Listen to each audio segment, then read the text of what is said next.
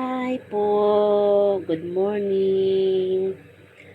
May sabaw po ako. Ito po yung aking sabaw. Yan, ulo ng salmon. Kasi masarap po ito at saka manamis-namis. Yan. Pero i-fry ko muna mamaya po yan. I-fry ko ng konti. At saka itong aking karne, ibablanch ko po ito. Hiwa-hiwain ko po yung mga parang cubes ko po kalaki. Kasi short soup ko lang po yan. And then, i-boil ko po siya ng 20 minutes itong dalawa, itong fish ko at karni. Tapos, ito po medyo ilagay po natin sa net. Or, separate po siya ng paglaga ng konti. Pwede mo rin, depende po sa inyo kung paano gawin nyo. Pero, short soup lang po ito. And then, yung aking pok choy na tinatawag, yan. Isabay po sila ng aking tofu. Yan.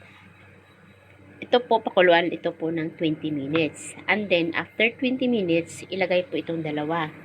And then, i-boil po natin ng another 10 minutes together po ito.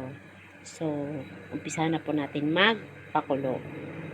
Iba-blanch po muna yung karne at saka i-fry ang fish.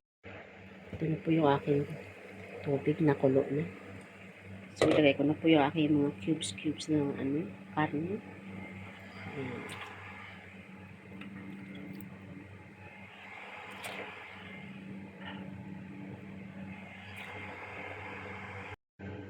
At ito naman po yung aking salmon na na-fry.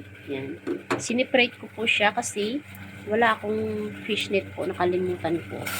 Actually po, pwede silang pagsabayin doon sa isa pong kaldero. Wala po kasi akong fish net kaya siniprate ko sila. Ito po kasi mamaya itong salmon ko, pwede ko, durugin ko po ito. Tapos i-transfer ko po dun sa isang kaldero para sabay po sila ng karne.